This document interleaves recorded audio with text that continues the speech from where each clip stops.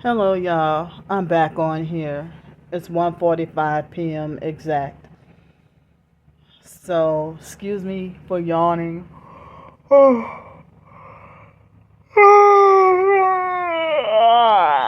Sorry, y'all. So, uh, I forgot to mention this morning that my hips were hurting mildly this morning. And even yesterday evening, I had difficulty trying to walk. So, excuse me. So, like, the chocolate muffin was kind of big this morning. So, I just had one muffin and some eggs and sausage links. And the milk tasted a little funny. So, I just had one tiny little cup of milk, and I had like two small little cups of apple juice. That was my breakfast. But I didn't eat lunch yet. But it's getting a little late, and I came from the court straight back to here. So, according to the perps who are also fat, for me to eat even 2 meals or skip lunch, oh, that's still excessive and greedy. Like, I can't, like, I'm forbidden and not allowed to eat according to them, for people who hate me. So, am I supposed to feel guilty and feel panic attacks and anxiety for every meal that I try to eat? Or if food crosses my mind and I'm hungry?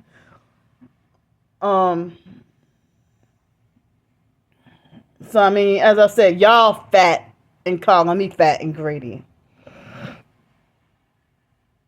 So, at the moment, I do not have a food problem. I used to when I was on psych meds years ago. So, like, after I did the previous video,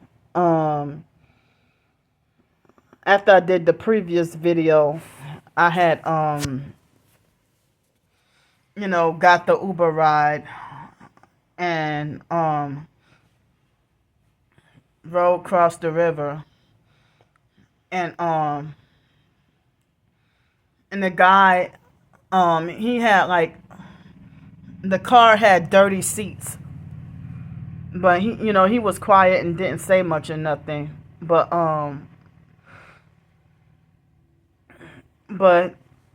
excuse me, when I was in the Uber ride and on the opposite side of the street, we passed right by that house. And it seems like as if they were perping me by deliberately and on purpose made like a bigger sign.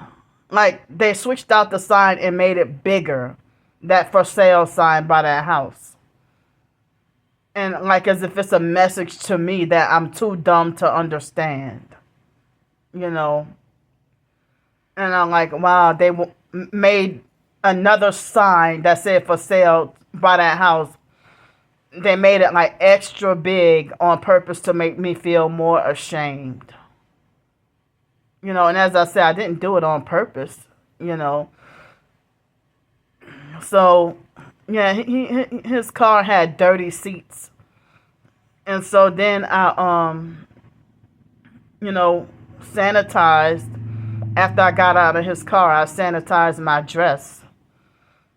Sprayed down and sanitized my dress. And then, on the way going to and going from, almost everybody had the arm out the window, arm against the window. And I saw like maybe about almost 10 of the one headlights, strange tail lights, one brake light, all that, But like they were extremely heavy with the arm out the window. And it's like, you want to know how many, all those gang stalkers, yeah, they're the ones who need to get fucking locked up. And you know what? It would be like, can you imagine if there was a prison or a jail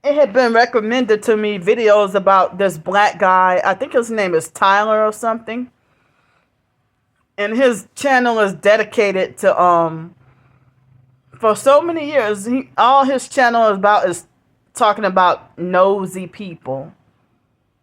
And he looked like an much older version of the biological nephew Raymond to me. You know, but he act like he to me he acts like eternally angry narcissistic abuser himself. You know, so like if they have certain people on YouTube or whatever that do YouTube videos, they act like a narc themselves and then be like, stay away from these narcissists. Well, motherfucker, I need to stay away from you too.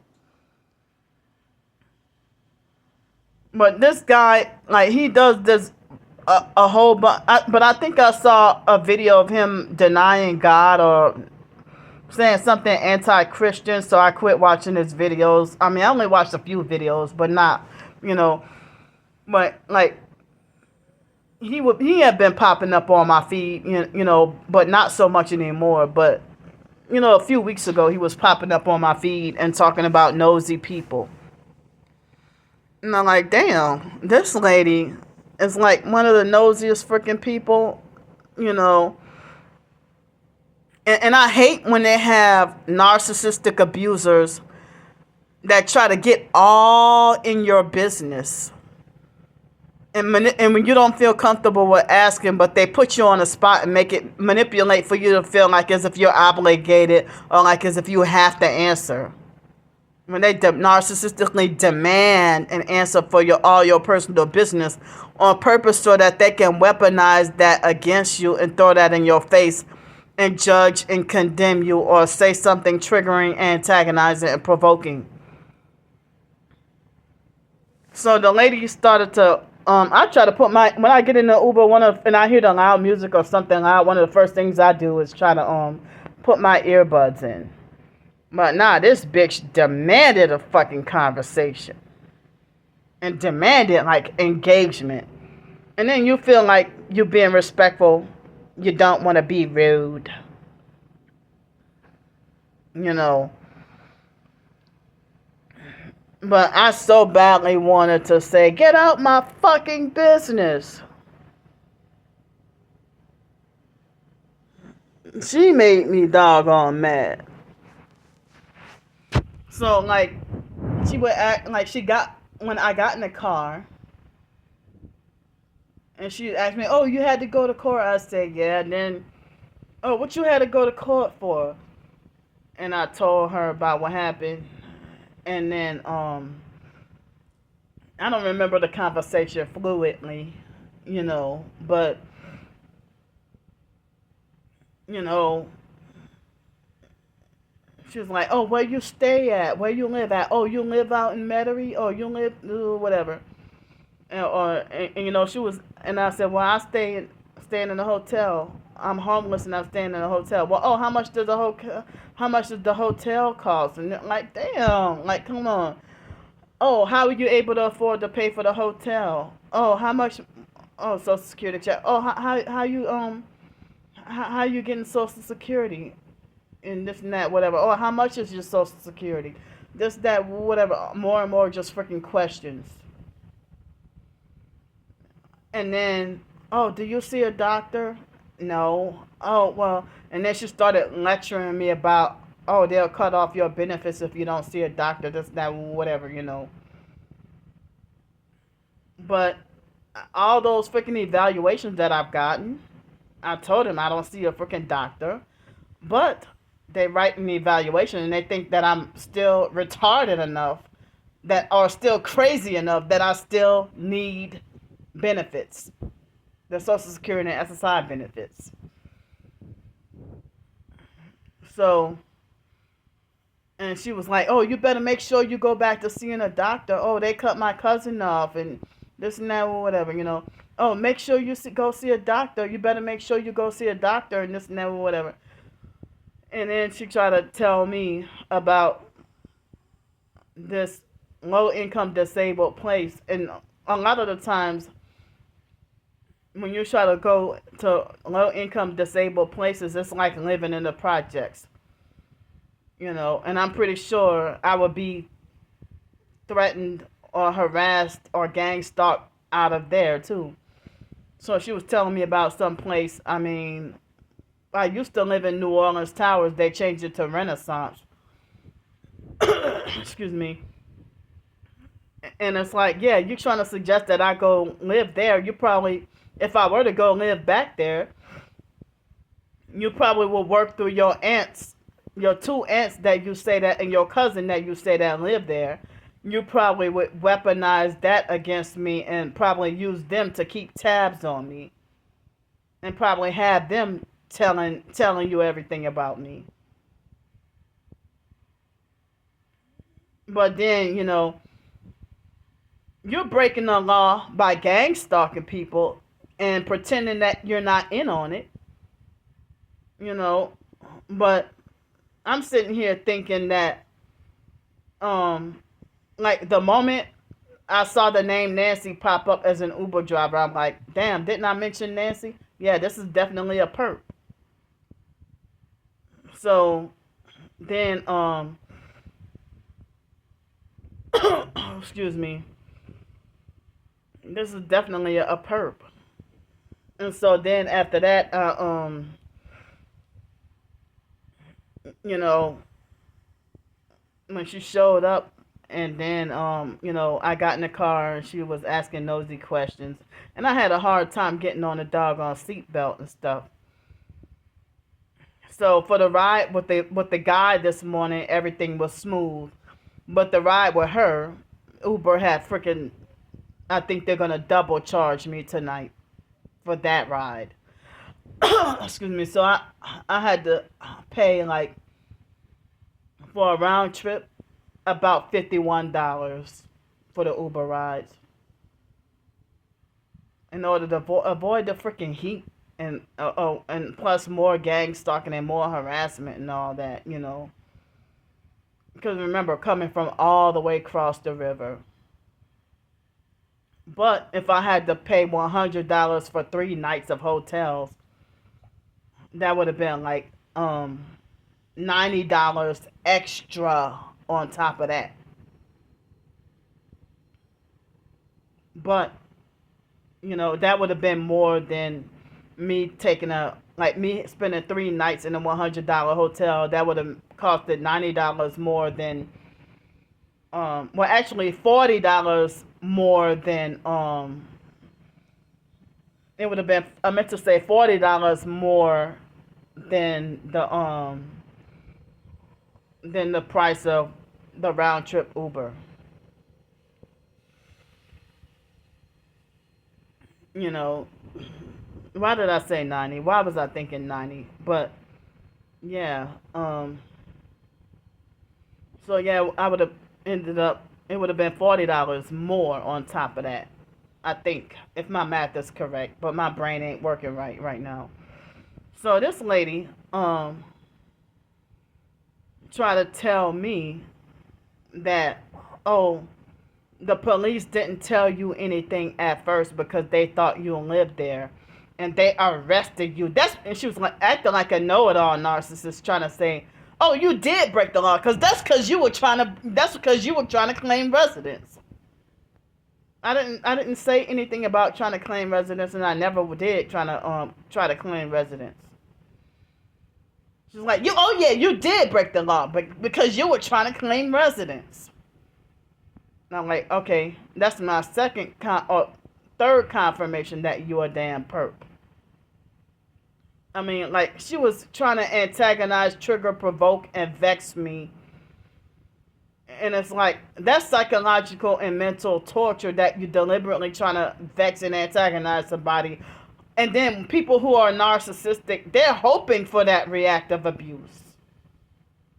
They are hoping for that reactive abuse with the intent, hoping that they can, they will. Even when we were teenagers, my twin sister used to do this shit to me. Even when we were in 8th grade, like, she would trigger and antagonize and provoke me to the reactive abuse. And then once it's time to get in trouble, she would pretend to play victim, and then go to school and make like she got bragging rights about bragging about how she got me in so much trouble. So like, if people would antagonize and trigger to provoke you to lash out and go off, on purpose, and then they would pretend to fake cry to the police, and then after the cops are gone, they would vex and antagonize and provoke you even more. Ha ha ha, I got you in trouble. That's why you went to jail. Or that's why you got another criminal charge. This, that, whatever. So I was trying as best as I can to keep my cool. And trying as best as I can to, to remain nonviolent. But that's what she was trying to get that kind of reaction out of me on purpose. And I think any narcissist who would intentionally trigger reactive abuse, I think that they need to be charged as a way to like they trying to set you up on purpose. They need to be criminally charged, and any hurt that they get from the victim that they're trying to antagonize and vex and provoke, I think your ass need to be just left to be hurt. But they're always saying that we deserve to be hurt when they put their hands on us first. A lot of the times, like say for example, if there is a narcissistic man that will be bullying, harassing, and laughing at me, and triggering, antagonizing, and provoking me, and pretending that they're joking, and then if I slap him or something, excuse me, if I slap him or something, then what he would do is bitch slap me even harder and have me flying across the room, and use that humiliating violence to punish, control, and put you in your place, and be like, don't you ever lay your hands on me again. But then again, if you made a joke at them and you were just joking, and they would use that humiliating violence to punish, control, and put you in your place by telling you, don't you ever tell me no ignorant, don't ever say no ignorant shit like that about me again. Or they feel like that you deserve to be assaulted or hurt for saying something that they didn't like or that got them mad. But they can freaking do it to you and harass and taunt you all fucking day long. And think it's funny, and then the more you're tortured and the more you're the more distraught you are, they taunt and harass and torture you even more. And they don't get fucking tired, but you're bent out of shape, worn out, and fucking tired. Now, remember that abusive, narcissistic, fake guy, Julian, that I recently told y'all about, like maybe a day or two ago? The one who was saying that people have a right to shoot me or whatever. Well, excuse me, that Julian guy, it was 2 days after I got out of jail. And he looked like a brown-skinned version of the foster brother Joe. And I don't even know if Julian was his real name or if Julian was a fake name. But just to see him, he re-traumatized me all over again. Just by who he looks like, the foster brother Joe. Well, this guy, his name was Julian. And that was the Uber driver that I said gave a long narcissistic lecture. And he was abusive and narcissistic and had me in fear that he would put his hands on me or hit me or something.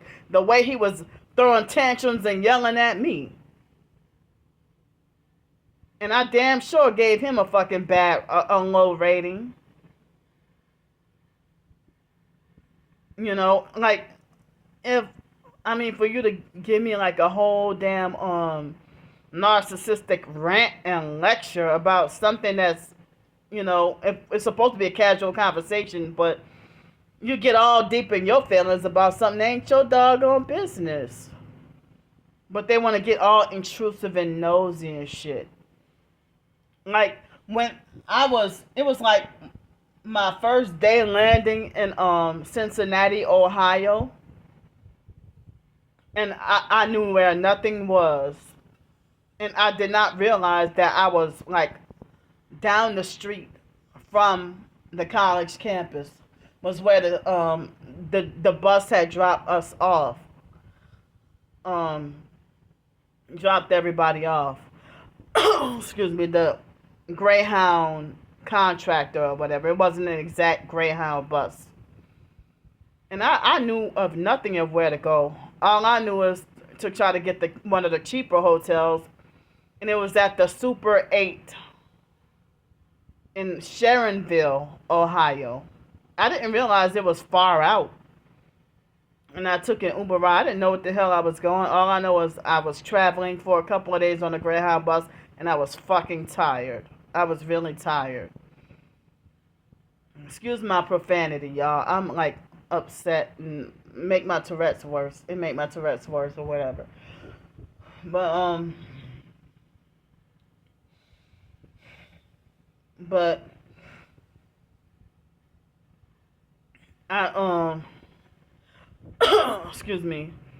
Like that lady that was the Uber driver in Cincinnati, and she was intrusive, narcissistic, nosy, and mean, and self-righteous, and condemning and berating me and treating me like I'm really retarded and don't know any better. You know, and she acted like she thought she owned my personal business. And then this Uber driver today, narcissistic, nosy Nancy, um, I was silently praying in my head that she would not try to get my phone number. But I don't even know if through the app if she got my phone number anyway. You know, now I don't have any way to contact her, and I wouldn't even reach out to try to call her or anything like that. You know, I don't even freaking know the lady. But but the foster brother Joe has a son named Julian. But Julien, not A-N. But that guy, the abusive, narcissistic, fake Uber driver Julian, looked like the foster brother Joe, and that, like, what, third or fourth, or how many freaking wives he had? The wife Terrell, the third or fourth, I don't know if that was his third wife, Terrell. And I don't even remember what Terrell's last name was. The one who used to be a freaking model or something like that. But she never really got into Hollywood. But, I forgot what, oh, I think if she didn't have lupus, I don't remember what life-threatening or debilitating disease she had. But, I mean, that Julian guy looked just like Terrell and Joe, as if they had a baby together. But Joe and Terrell, they weren't even, I don't even think they were married long enough to have a baby together. I don't even think they had a baby together. But Terrell had a son named Julian. But I don't know how you spelled his name, though. It wasn't Julian, but Julian. And he was like an obese, overweight child. And he looked like a boy version of his mama. You know, but that boy Julian was like 8 or 9 years old and a narcissistic child that thought he was grown.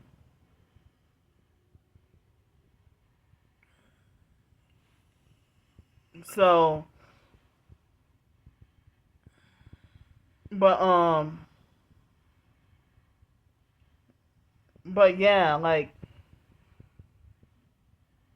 so yeah, that was what a doggone coincidence, what weird coincidence, you know. And that Julian guy, like, he even, you know, manipulated me to feel afraid that he was gonna put his hands on me again. It's like Damn, it's like as if the foster brother Joe, as if a brown skinned version of the foster, like a repeat of the foster brother Joe all over again. They even fucking talk so similar and identical.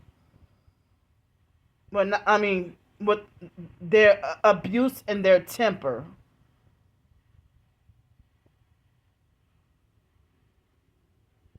And I felt on edge the whole Uber ride, like afraid he was gonna reach back, and haul off and punch the shit out of me or something. But what? And he was berating and condemning and lecturing me and shit like that, you know. So talking about stay off of other people's private, not property, but property. That's like the New Orleans accent. That ain't your that ain't your property. It's like they say property. It's the way they say property, property. It's kind of like how they say it like that. No, property. Like as if they said property. You know, but I'm like, yeah, you're part of the fake gang stalking script too. But like the nosy Nancy lady this morning, this afternoon, she kept on saying, oh, when I was telling her about the stalkers and stuff, and she was trying to say, well, how come you don't call the police? Or when people bully you, why don't you call the police? Because they're in on it. They're bullies too, and they're in on it too. But then it took a while for me to catch on that she's in on it too, or that she's a perp too. Bitch trying to get like bury herself deep, like burrow herself deep in my doggone business.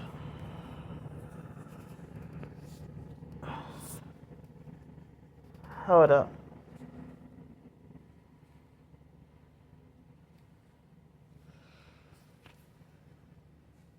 See, it's 2:17 in the afternoon, still no lunch. But I'm the greediest person in the world with an eating problem, right?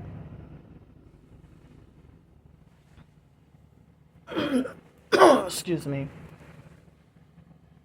So, I'm going to get off here now. I'm going to go. I was just trying to tell y'all about what happened. I'm too tired to talk anymore for the moment. But I'm going to just try to go get me something to eat. And then I'll be back later.